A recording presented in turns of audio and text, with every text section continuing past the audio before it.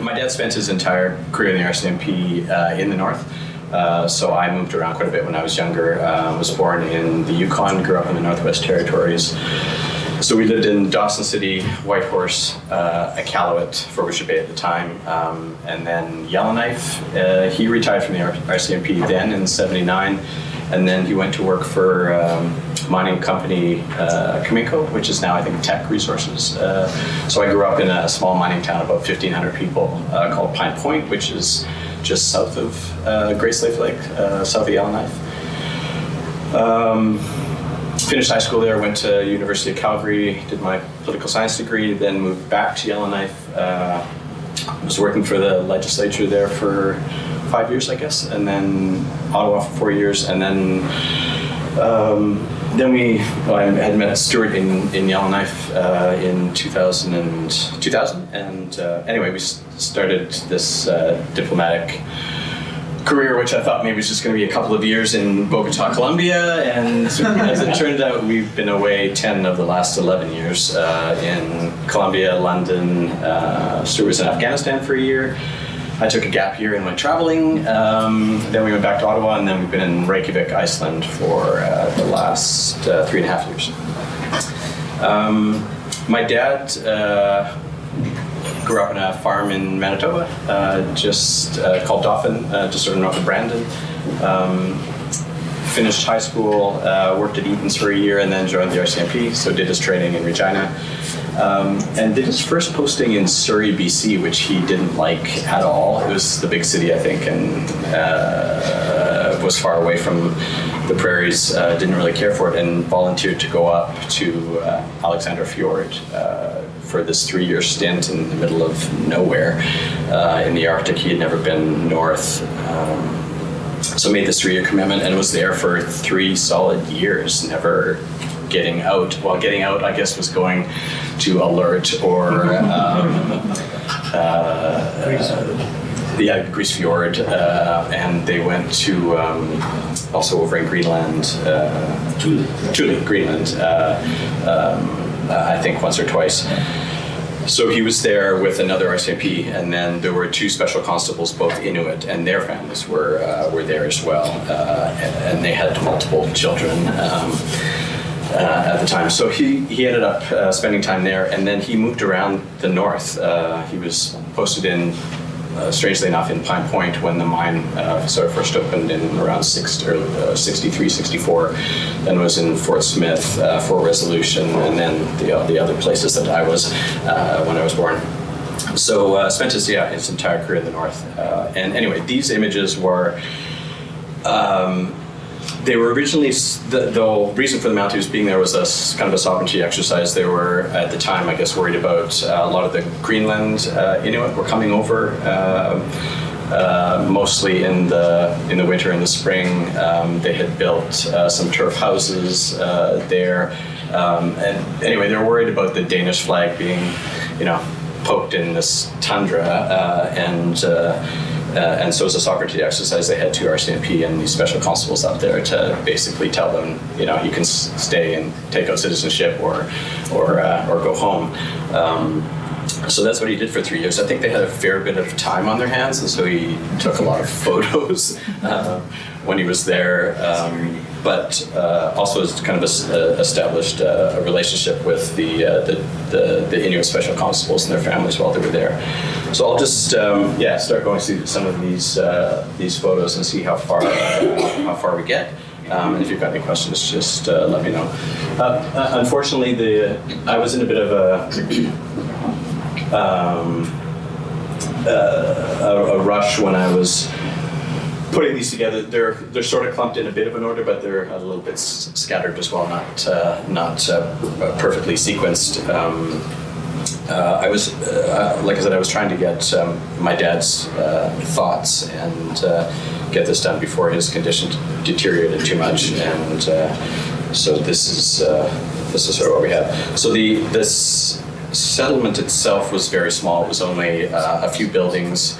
He and the other RCMP had a house that they lived in. The 2 Inuit families had a house, and then there was sort of a shed, and then another storage area. They came up from I think it was from Montreal on the Labrador. Took the ship up and they would just get a shipment once a year in the summertime. All of their, well, there wasn't any fresh produce, all the frozen meat and canned goods and flour and all that stuff they would get in the summertime, and basically have to store it and live off that all year. So the ship would come up in the summertime, obviously, when there was no ice. And they'd unload all the supplies. So that was, so they have to get they were running off generators, so they have to get all their oil and basically everything they needed to survive for the year. So this is it.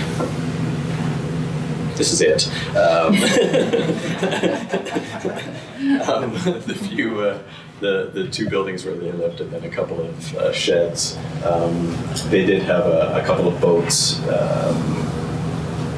that they could go out and obviously they just had dog teams and sleds in the wintertime to get around. In the summertime, the Inuit families would take some time off and just go and camp, basically in tents with their families, just to get a bit of time away from I think my dad and the other guy that was there, and live off the land a bit. And so that was that's the part of the two families that were there, just with their tent set up and doing a bit of summer camping on the land. This is part of the barge and just bringing in the supplies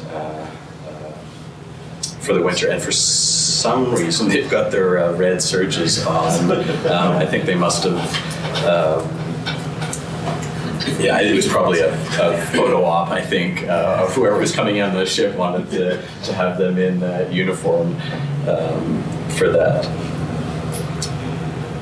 And then, the Labrador that came up, I think, had a couple of helicopters on it. What kind of helicopter was that? Do you recall what your dad said that was? Oh, no, I don't, actually. Okay. There's another close-up later on with people in it. You can see the name. Yeah.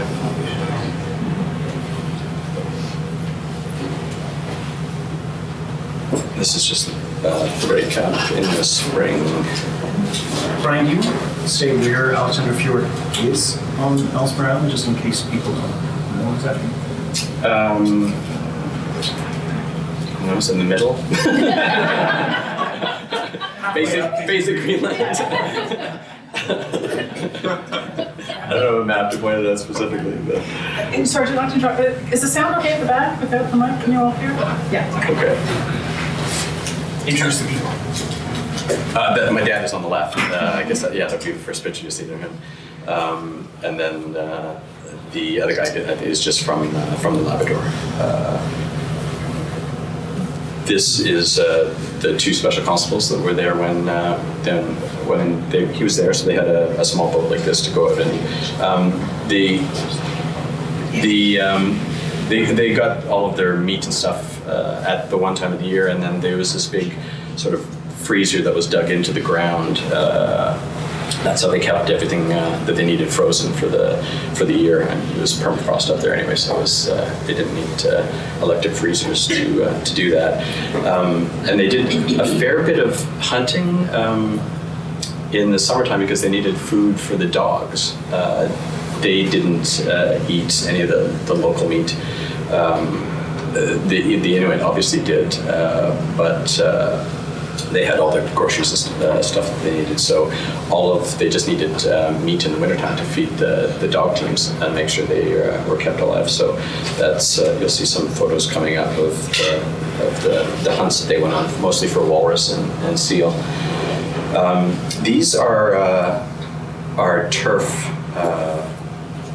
huts that I think but you can see two in this photo, one here and the one just up in front. I think there were about 2 or 3 of them that the Greenland Inuit would built and used when they came over to hunt. And it's interesting to see. That's another picture there. It's very similar to we're in Iceland right now, and you can see the same construction. They've got the Vikings have left some of these turf structures that they still exist, and it's fascinating to see the similarities between these and what's actually in Iceland right now.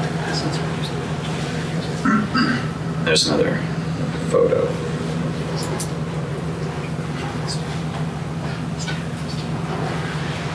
This is some of the landscape. These are the two Inuit special constables, and the non-Aboriginal guys. I think Pete Sims. They didn't come and go at the same time. The RSMP officers, there's a bit of overlap, so. There were two different guys in the camp at the time my dad was there for his 3-year stint. Okay, yeah. So this is one of the senior RCMP who would obviously come up for a visit. So he's in full uniform. So I think my dad and Sims were in the red search for that visit. They didn't wear that very often, obviously. They probably only wore it once a year, I'm sure. So that's actually, that's Alexander Fjord. And it was a glacier that came down very close to where they were. They didn't have, they just got their water basically from the glacier and the runoff from that.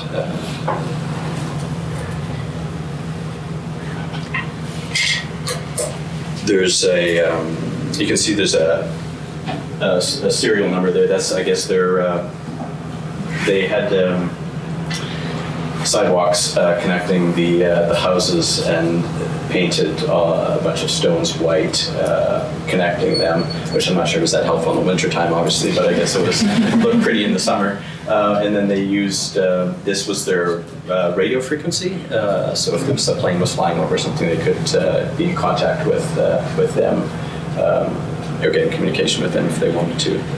Brian, the two houses, why were there two houses? One was for my dad and the other guy that was there, and then the other house was for the Inuit family, which must have been rather cramped because they each had at least 4 kids, and so there was, probably at least a dozen people living in the other house. Hey, so just when your father's coming in, I mean, there's lots of stories from the previous decades and other RCMP posts of RCMP officers who died at their posting, right? There's a graveyard on Devon Island, and one of his riflemen had discharged during a walrus hunt. There's dangers. Did your dad have any conception, really, of how isolated, and if something were to happen to him, it would be really hard for him to get evacuated? Did he all talk about that at all? No, I don't think he really considered that. Because I had the same sort of. We were just going over these last week when I saw him again, and I knew there were families there and there were small kids, but I didn't realize how many babies were actually born there when he was there. And I said, well, how did that work? He said, well, the two wives just helped each other during their pregnancies, and he was always there during the pregnancy, not to help, but just, I don't know, in case. And I said, well, what if something happened? If there was a problem with the baby or the mother? And he's just like, well, they would have died because there was no way of getting them in or out or getting any help in if something went wrong. So. Brian, wasn't there, I don't know if it's one of the pictures we'll see, but there was something about him having to learn some basic dentistry. It was like some RCMP manual because someone had an abscess tooth or something that had to be. Yeah. And there's some shots here of him giving vaccinations to some of the kids as well. Just they would bring in some medicine in the summertime, and then they were basically responsible for giving the kids the vaccinations they need for the youth. Yeah. This may sound stupid, but I'm amazed that these are in color. Yeah. So was I. And it's not, greeny. It's really good color. Yeah. It's not like, when you look back at old family photos, that kind of, was photography something that your father did before he went up, or he just kind of lucked into Was he processing the film when he was up there? Yeah, I think so. They had a dark room set up in the limited space they had. I didn't really consider my dad much of a photographer at all growing up. And we've got some. That's the thing. I mean, this stuff has been in the trunk forever. We've got some family photos that he has slides of. That a large part of those I haven't actually seen. Although hopefully I'll get around to doing that now that I've started this project. But yeah, I was struck by the quality of the images when I first started looking at them. I mean, they've been in these old cartridges for years, and then sort of a few years ago he thought it would be easier if he started putting them into the old carousels. With the old projectors and stuff, and I was just like, oh my god, that's such a waste of time. Like, just we need to have these digitized because then you can look on the TV and the computer, whatever. So thankfully, I was able to sort of steal the slides without him knowing them and just get them digitized thanks to Heather. So yeah, it's great to have them like this. But he learned those skills. Yeah, he learned them there because he didn't have them from an RCMP man. when he went up there. Like I said, he had a fair bit of time on his hands. From YouTube videos. Yeah, exactly. Just look at the aerial in the previous shot. What kind of communication do you know with that facility? I assume it would just be amateur radio kind of thing, depending on the day, depending on what the atmosphere is doing. Yeah, very much so. I think they were able to radio, some of the Thule and some of the closer spots and have a chat every once in a while. It could do voice, not just Morse. I'm sorry? It could do voice, not just Morse code. Yeah. Awesome. So they had, I think each RCMP member had their own dog team, and then each of the special constables had their own dog team. So there were a lot of dogs to feed, which necessitated a lot of hunting in the summer to get seal and walrus for them. This, I think, was just a tourist who flew in during the summer period, which didn't happen very often, I don't think. But I was also talking to my dad about, because they did hunt a lot of walrus, and I'm like, well, what did you do with all of the ivory, like all the tusks? You must have. He said one of the guys was a carver, and so he's got this cribbage board that's made out of an ivory tusk from a walrus. And I said, well, but you were hunting walrus all the time for dog food. I said, what did you do with all the rest? He said that they used to, people that would come in from either South Canada or whatever, they would just sort of, trade it for alcohol or whatever they needed, basically, or whatever they were short of, and sort of barter that way. Yeah, so that's a picture of the pathways connecting the buildings. It's right. I love what your dad said, because I was here seeing a sign like that, and then he talked about whitewashing. Yeah. And I loved it, and I asked him why, and I loved it because he said this a lot. He said it was something to do. Yeah. Right? Exactly. Oh, sorry. Just a quick question about the previous slide. You mentioned that visitors were obviously quite infrequent. I know at some of the stations further south, larger stations, they would actually host scientists coming up to do more than research. Was this station too small to facilitate that, even if they were bringing their own gear? Yeah, there was no place for them to stay, and they had limited communication. And I think it just wasn't particularly easy to get in and out of. So, yeah, they spent a lot of time on their own. And that's just another shot from just after the lift, where they had all their supplies delivered. It just took them a while to sort everything through and find a place to store the stuff for the winter. This is one of the pictures from one of the hunts. They're just stopping to have tea and carve up what they need from the animal. Not quite sure if this is a seal or a walrus yet. I think it might be a walrus. But like I said, the Inuit were using a lot of the animal, either for their own consumption or for obviously for the dogs.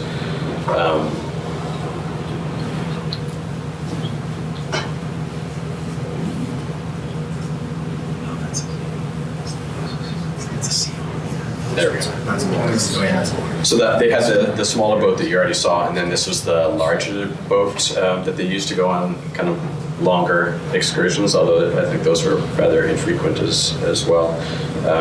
They didn't do a lot of overnights on the boat, according to my dad.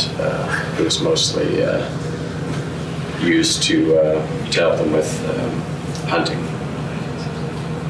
And would he go out in the big boat to visit the special constables when they were camping on the land? Yeah, I think so. I don't think they ventured very far actually when they were going to their summer camps.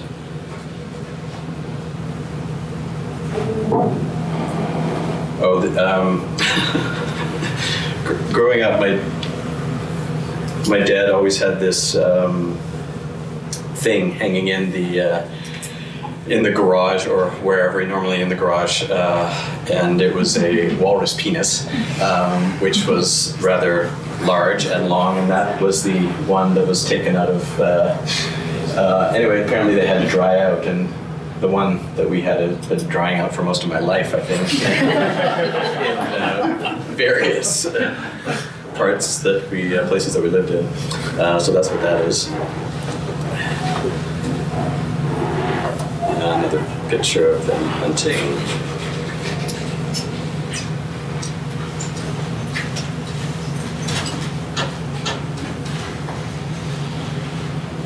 And yeah, oftentimes they would just set up anchor, and then guys would try and find the best place to hunt and find the seals and get their binoculars and telescope out to see what was there, how to get on and off the boat.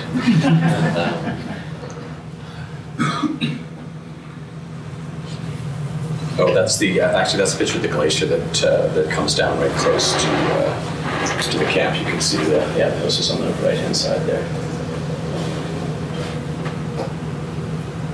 They obviously had to cook for themselves, so I guess my dad learned to bake from his mom, and this was just some cakes and stuff that they were cooking. Brian, do you know if he sported the early hipster look, like when he was there, or? No, I don't think that. There's a picture, I think, in this batch that he was shaving off his beard, and I never knew him to have a beard growing up, so I don't think this lasted the entire 3 years that he was there. I didn't think my dad was much of a pet person growing up, but then now I end up seeing these photos of these puppies and the dogs in the house, which he grew up on a farm, and the dogs are never allowed pets are never allowed in the house, and then all of a sudden he's out there and the little puppies are running around and lying all over the place and on the couch, and I was like, really? There's a photo of the glacier again. Yeah.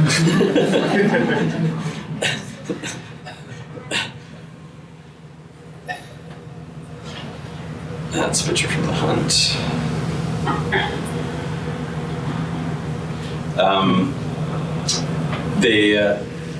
At Christmas time, they always had the two Inuit families over for dinner.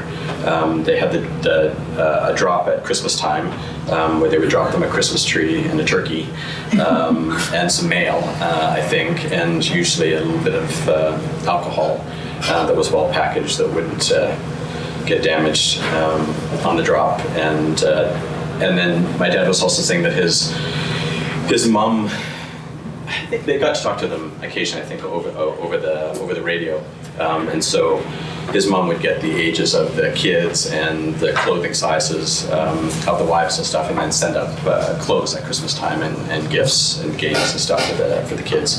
So they would all get together and get dressed up and come over for Christmas dinner. So how many kids are with you? So you're saying how many people all in one house? Yeah, in this batch.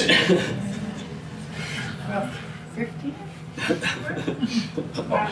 Yeah, all in one house in the wintertime.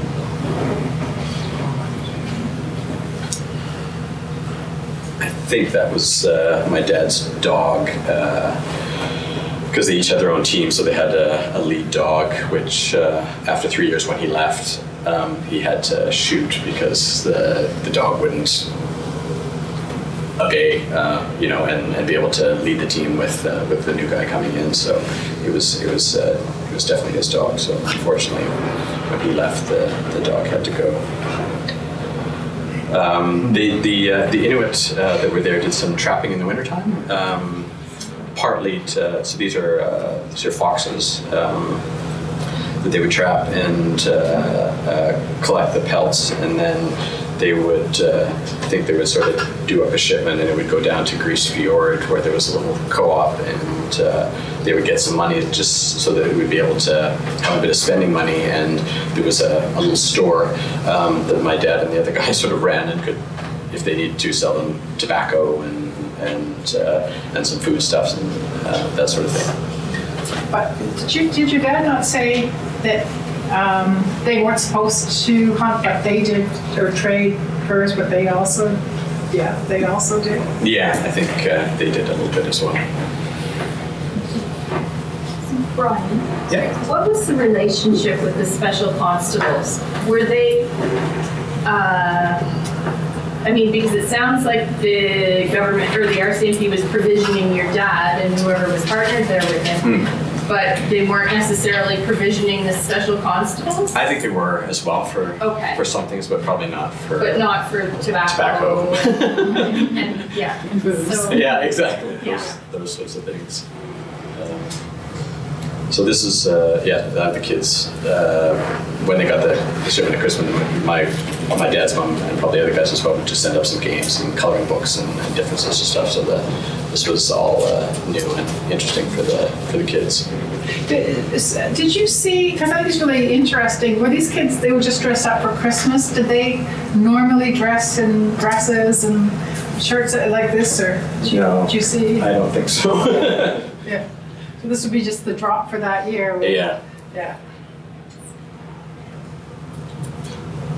This wasn't Christmas dinner because they must have got 2 turkeys, maybe one for Christmas and one for New Year.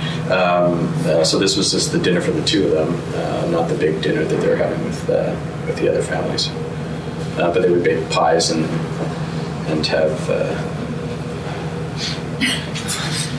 Those pictures aren't related. No, those aren't. So when they were out, they would come across different artifacts and stuff, and so a lot of the stuff they would collect and then try and document.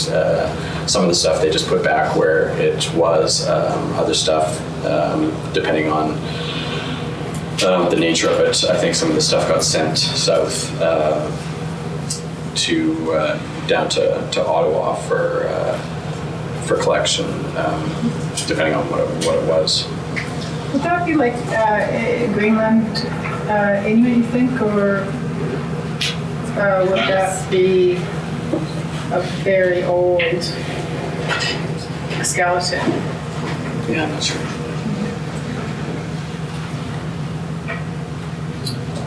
That's a police plane on skis that was able to come in the wintertime.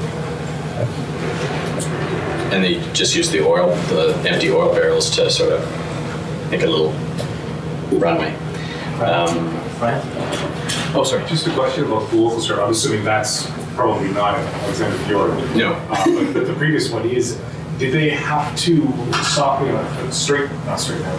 out the ice strip at all, or was this thing just landing kind of helter-skelter on a fairly flat spot? Yeah, essentially. Okay. They didn't have any machinery bulldozers or or anything like equipment that. there to do that. This. I'm trying to remember the name of.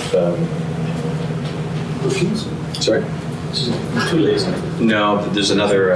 There was another radar station. Eureka. Yeah, I think that's where this is taken. There's not that many aerial photos because they didn't get a chance to go up in a plane very often, but there are a few. Brian, the one before, was that was an aerial photo of where? Is there a community there on the side? I'm not sure. Maybe that's. It looks like it. Wouldn't have had that. That could be Thule. Yeah, maybe. Or Eureka, possibly. It looks a lot like Gamsel Tower. Dead Mountain? Yeah, it could be.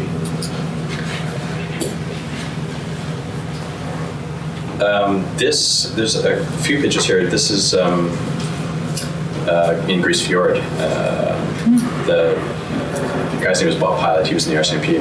My dad knew each other for quite some time. We were actually in Yellowknife together. And so this was the little trading store where a lot of the furs and stuff, the foxes would. They came there and then they got the Inuit got some money to either buy some stuff there or buy some tobacco and stuff back in Alexander Fjord. Mounties, that would be an Inuit name, would it? Yeah. Yeah, so they would run this. I guess, but I for some reason I thought he said that it was the RCMP that actually, because it's strange that it has the NWT coat of arms on the outside, Yeah. which makes me think it was government run. That's my dad, and they came across a herd of muskox. And I think they were probably frightened by definitely this little one was frightened by the plane when they landed and got separated from the rest of the herd. So he, so cute. That's one of my favorite photos. Anyway, they managed to get the little guy back into the rest of the herd and get it back to its mother.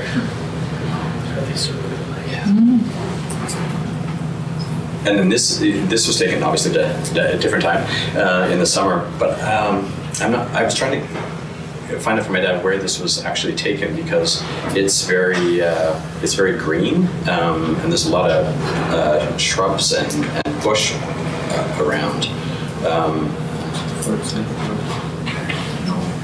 I mean it's either in Greenland or it's just in a different part of southern part of Ellesmere Island because there's definitely not enough vegetation around that. Was there a lot of interaction with animals where your dad was staying? Like, did they come by a lot, or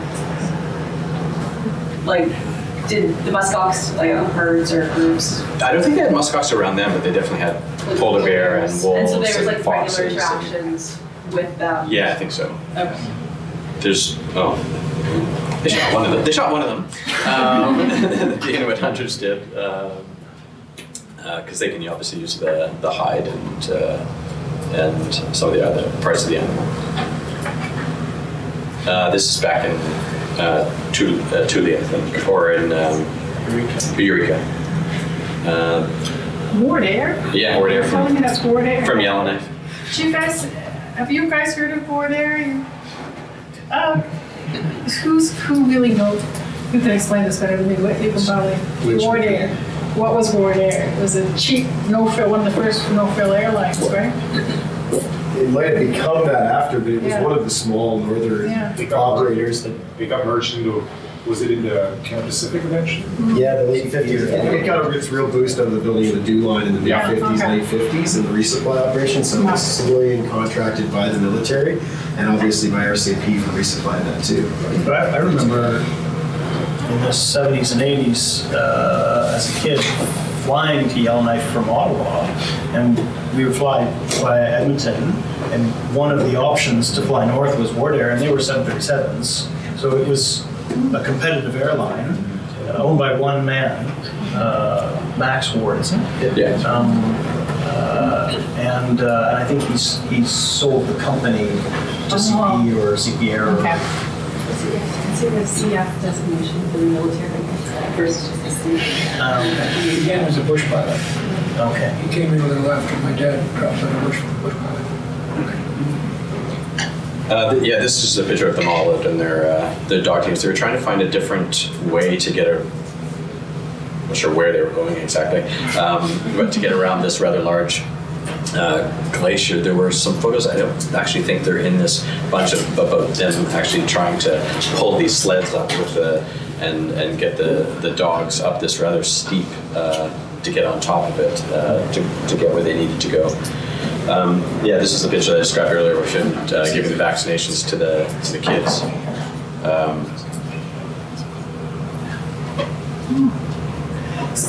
That's neat. There's two kinds of harnesses in the Arctic, right? So this was the Yeah, the west. Definitely. No trees. Yep. There's just this harness and there's the. Yeah, there's a few trees. That's it. That's the dogs just taking a break. They're out hunting right now. You can see on the right here. This is what they used to. It's just a white canvas basically with wood, so they would hide behind that so that the seals couldn't see them when they popped their heads up, and then shoot them.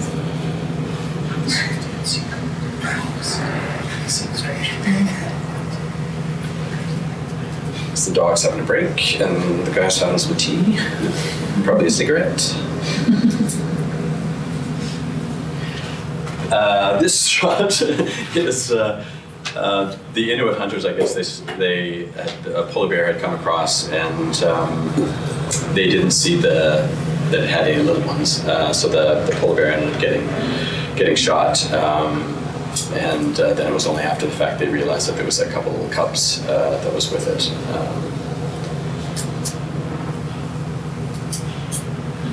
This is in Eureka. That's one of the what do they call those things? Margies. Yes. Early skidoos. So it's basically got the tracks in the back, and then there's two skis on the front to steer.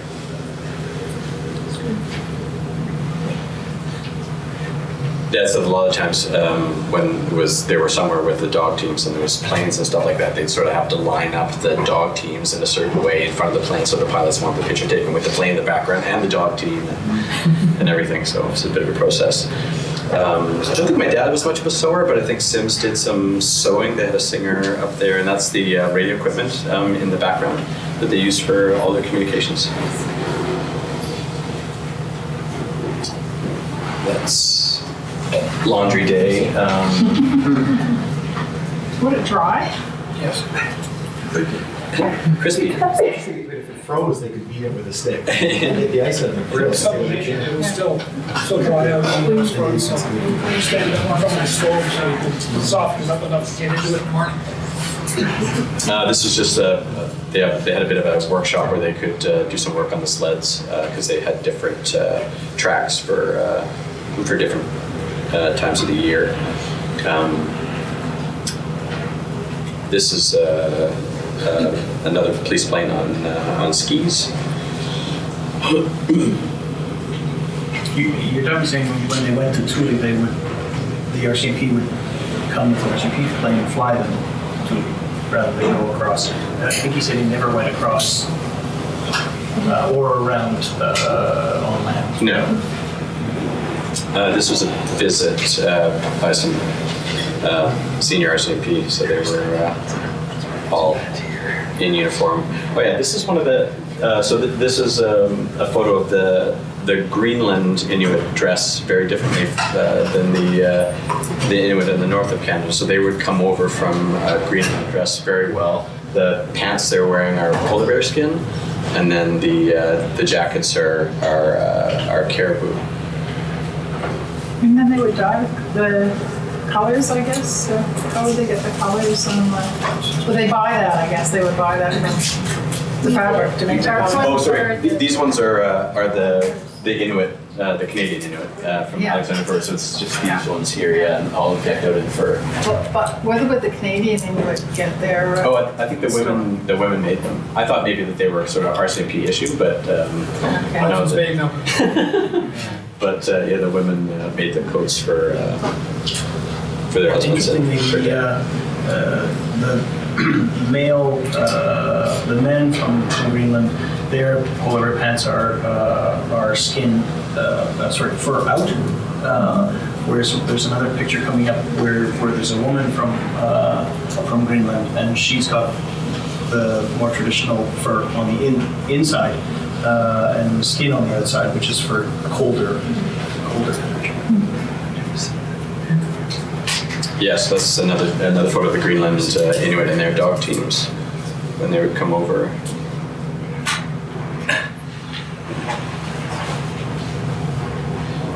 This was this was probably part of the Christmas drop, I think, where they would get their tree and some food and then something to drink over the holidays.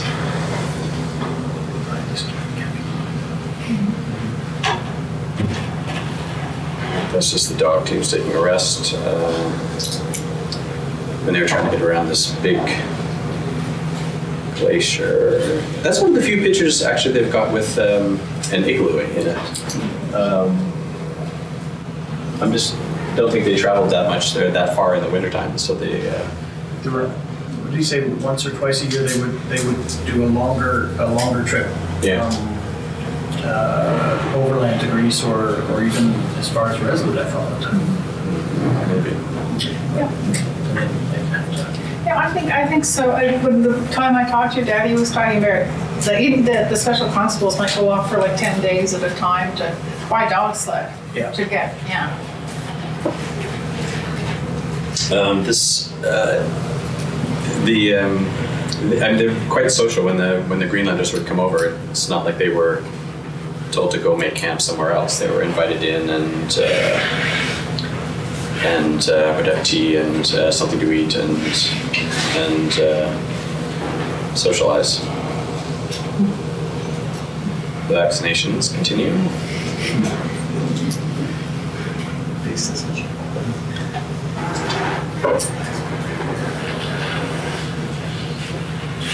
This is one of the boats just doing some maintenance and repairs. So they did that themselves too? Yeah. Everything basically? Yeah. Yeah.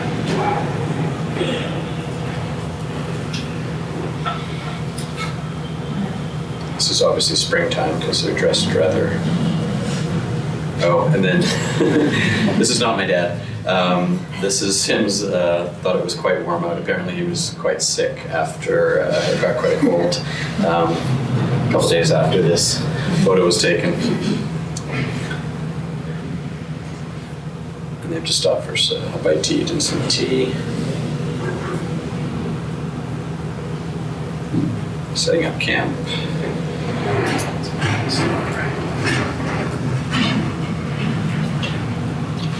This is a photo from the poster. Were they looking for walrus there, do you think? Yeah, I think they were looking for And interesting. seal or walrus. Your dad said that the Inuit preferred using the telescope rather than binoculars that the RCMP had. That the RCMP didn't bring the telescopes, the Inuit had them.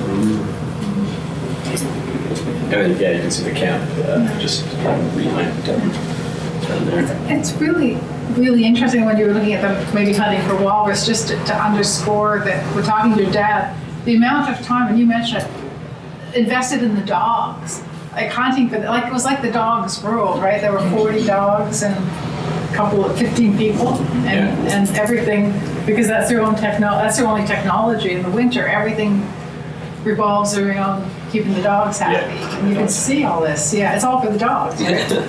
Yeah.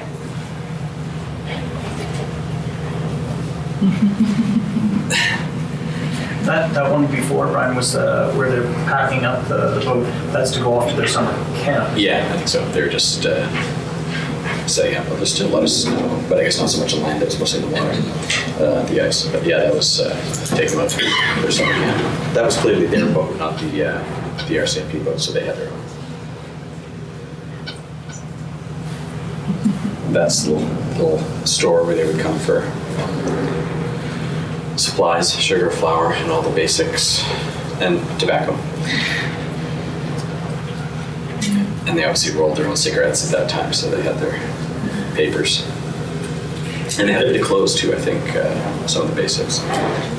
These, I think, are big whale bones. Those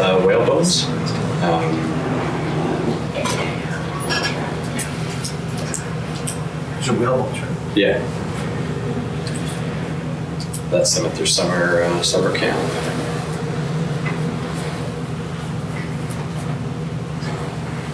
This is the fresh water they would get from the glacier.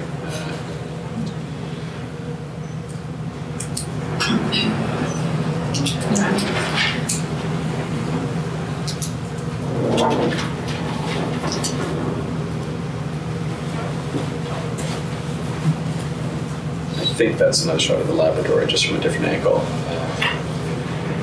The summer.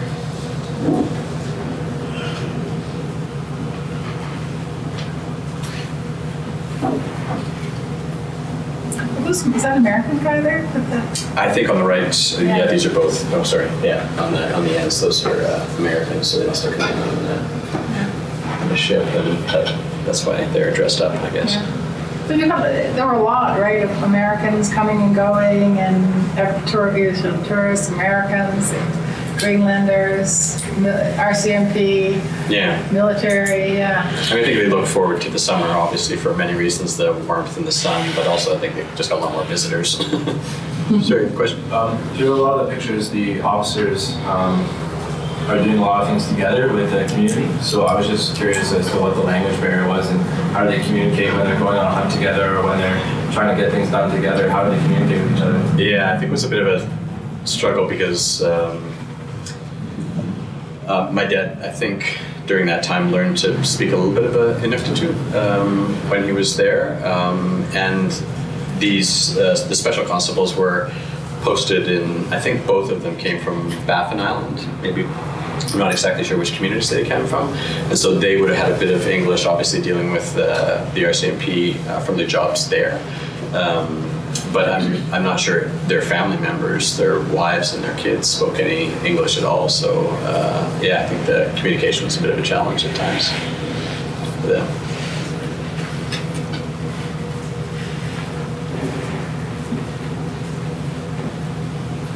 He's definitely American. They're definitely American. They're definitely American. Oh, that's that little boat. Yeah. Yeah. Yeah, okay. They had to anchor it out and then be careful of the ice. It's a neat little boat. Do you want to just go back for a second? Sure. But doesn't the bow drop down? Yeah, the little cargo boats. Yeah, the little barge to People. transport Yeah. people and stuff from the ship. That's the Labrador again. So I think that one that you showed before that had a number at the front, I think that was the American Okay. ship. All right. And then they this was just they're taking one of the special constable's wife and the kids out to the ship just for fun, a little excursion for them to get off the land and get up in the air and.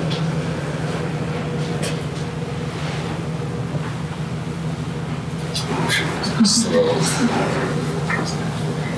pups. So they would obviously harvest all the seals. This is walrus here, and then load it all into the boat, and then have to unload it when they go back to the camp, and then store it for the winter for the dogs.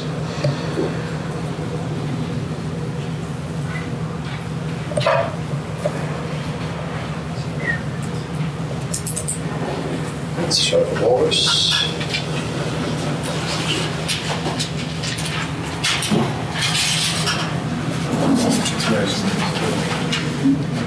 My dad said he did a lot of reading. And I can sort of see that now because he reads a lot now that he's older, and obviously he spent a lot of time. He said the other day that there was this woman from this American woman that used to send up books and stuff like that for them to read. Yeah, she did throughout the. Oh my gosh, yeah. I can't remember what her connection was to the place. Just the people serving in the isolated station. Yeah, it was Oh interesting. gosh. Can you give us a sense of how much material he had available to read? Oh, I don't think there was that much. You don't see any pictures of like bookshelves full of books and a whole library or anything. So. Oh yes, that was obviously his dog, lead of his team. Brian, Yeah. sorry, just back at that photo again. I noticed some of the, well, I know it's not all chronological, but in some shots he has obviously government issued shoes on, and I'm assuming those are not government issued. Yeah, so, those were made. So did would the wives have made those for them? Yeah. And they, I guess, basically found that they were better quality than what they've been issued? Yeah, more comfortable.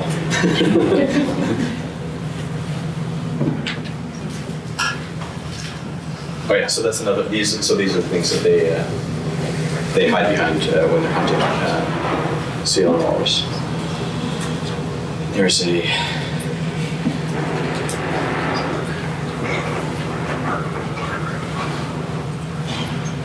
I don't know how many, there's probably at least a dozen or 15 seals that they've got. Once they get, because you were saying that they just pop their heads out of the water and they shoot them behind a wave. How do they actually get them out of the water? Like, the size of the walrus, that must only float for a bit. Yeah, I think they had to be quick It's like, to get over there. And then, Do they have, no, that would be harpoons with that boys, but not. yeah, then, I mean, Dad's got one at home. He's got a long harpoon with a long string on it, so then they can just go over and attach that and then drag them out of the hole. I was assuming they would stray far from the group of dogs to hunt because dogs can't really be around. Yeah. They have to walk quite a ways. Leave them a little bit of a distance so that they could.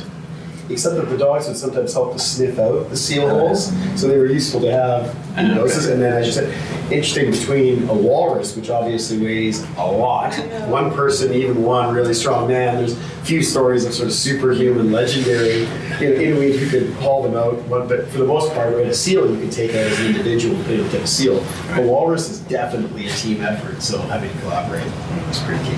So how often did they go on hunts, and how long would like that haul of 15-ish seals hold them over? I'm not sure.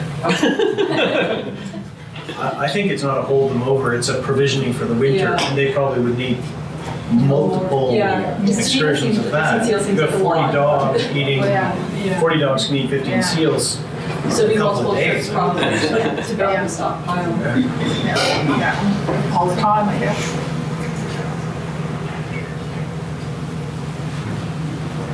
Let's just take a camp. Exactly. Oh, yeah. Yeah, this was I think it's Cane Basin. Cane Basin detachment. It's like this little shack. Royal Canadian Mounted Police that was, I'm not sure how far it was from. It was one day. It was the first night when they would Yeah, land. they could stop there if They'd they- stop and sleep there. They sleep there if they needed to. So it wasn't manned, I'm assuming. No. Cane Basin is north, right? That would be towards Alert, right? This was a great. We were trying to read the writing, but it's kind of in this weird font. It was hard to decipher what was actually on the cross. I have a feeling it's Norse or Nordic name because the first letters of the second name look like Sven, S-V-E-R, and I just can't read the rest. So near Cane Basin, it could be an American too, the Norwegian name. Yeah, it's probably American. Probably, we'll just, whenever you feel like, because we'll field some more questions and then, Okay. but not, with 1:30, why don't we just finish, just go through some. We're almost. That picture of the tundra, that was what we were talking about last week with is those eggs? Yeah, there's a couple Yeah, and just remarkable fluorescence once it weather gets warm. There's only been another 30 photos that I've got here, so we can. A lot of them are just shots like this with them out hunting in boats while they could in the summertime. Very short summer that they had.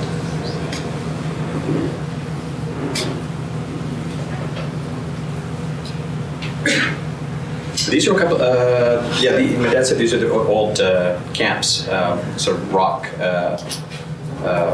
houses that the Inuit had made in the summertime. The Greenland. Yeah, the Greenland Indian. Skull. It's another walrus hunt.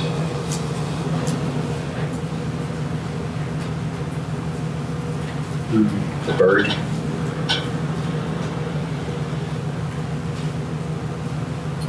That's sort of at the bottom of the glacier in the summertime. There's a lot quite green. That's great. Yeah. It's really green. Oh, goodness. That's a bit of a picture of the glacier.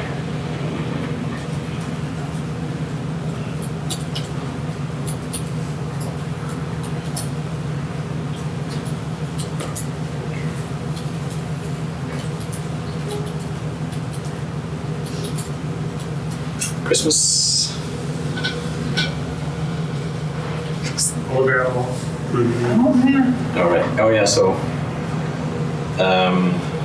he ended up getting 5 polar bear hides while he was up there. I think mostly just to he kept one for himself, and then he gave one each to his brothers and his sister, and then I think he sold one to a friend. So he's got one at home. And then we actually have one in Iceland. His sister passed away a few years ago, and her husband didn't want it, and their kids didn't want it. So I was like, well, it's no point in being a box in storage somewhere. And so I asked if I could buy it off him. So he gave it to me. So now I've got. Do they last well? Oh, yeah. Okay. Yeah, it's pretty good. Yeah. Do they? Oh, these are actually wolves. No, but I mean the polar bear. But the polar bear itself, yeah. I mean, it's. I suppose it's a little bit. Well, they're never as perfectly white as you think they are. But Beautiful. The lights. and then I was saying earlier that in 1,400 of these pictures that he took, there's probably only 3 pictures of sunsets. And I was just like, I said, why wouldn't you take more? I mean, the sunsets in the Arctic and in the North are spectacular. He says, well, once you've seen one, what's the big deal? And I'm just like, really? You got all this time in your hand? That photo before, the colorful one, I think it's fascinating to think that that's taken without any filters of any kind. Yeah. That's just the color it was. These days you can do that on Instagram in about 5 seconds, but it's At the time, too. Exposure. That's another Christmas. What's fascinating with the polar bears is that the Mounties weren't given a ton of training about what wildlife was like up there when there were sens up there. So I can only imagine what your dad would have been like to see his first polar bear. And I mean, even are scared of polar bears. These are ferocious bears, and that would have been a really neat encounter. This is another photo of the Greenland Inuit who would come over. So this is one of the women that Stu was talking about earlier. Just with here the polar bear is the fur's on the outside, whereas on the women they have the fur on the inside. Yeah, it's interesting because when you think of, you always hear that the Greenlandic Inuit had better education than the Canadian Inuit, and they were more. Not more integrated, but more sort of brought into, sort of the society, in a sense that they were probably more sort of progressive, you're taught to believe. Yet, it's interesting that the Canadian Inuit, from what we've seen, are the ones that are actually dressed more in materials that would have been, bought at the store or Hudson's Bay Company, and these guys look like they're just still dressing right from the land. Right? I think there's real differences between the north and south and east and west of Greenland. We had, I don't know if you've seen a Canadian film called Vanishing Point.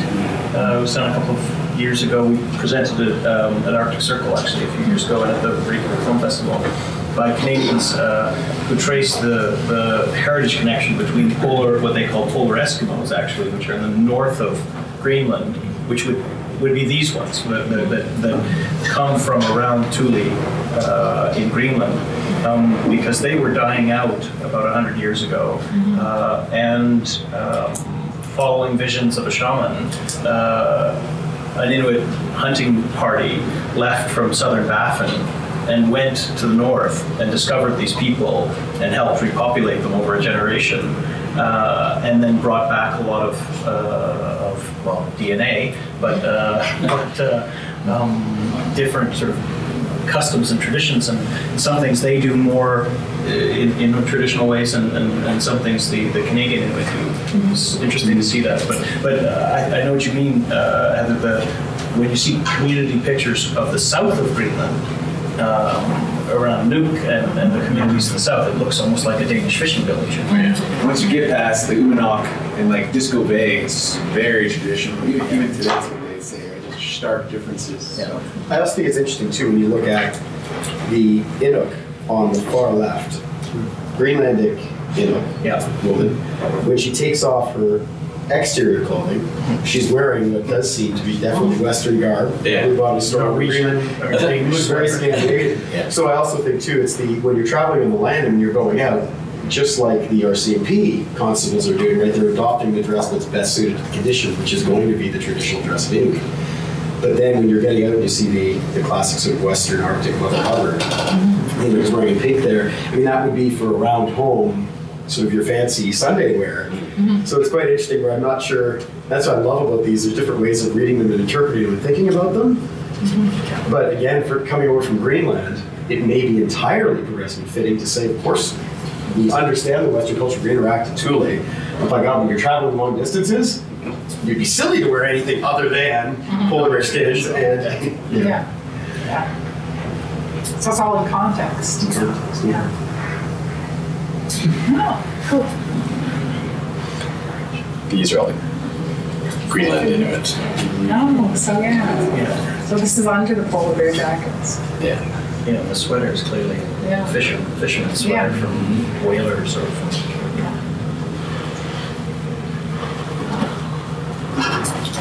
It's so they did some, as I mentioned earlier, they did some trapping of foxes and stuff. So this, they're just going to collect what was in the traps and bring them home, thaw them out, skin them. Now with white foxes that were really the big deal, if you look, even today at the Arctic Council logo, it's a white fox, right? It's just the iconic species. Besides polar bear. This is just a couple shots out in the boat. Another one of the turf huts that you've already seen.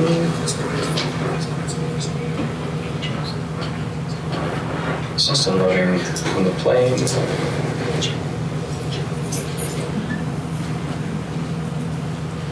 Oh, and the last photo is one of a narwhal. Oh. So one of the special constables that was up there, they had I don't think narwhals were that common. I don't think they hunted that many of them. But my dad does have a full narwhal tusk at home, and then he's sort of got a half of one, and then attached a bone on as a handle. It's like a walking cane almost. That's been carved around the handle stuff. It's really quite nice. We have it. Yeah. So that's it.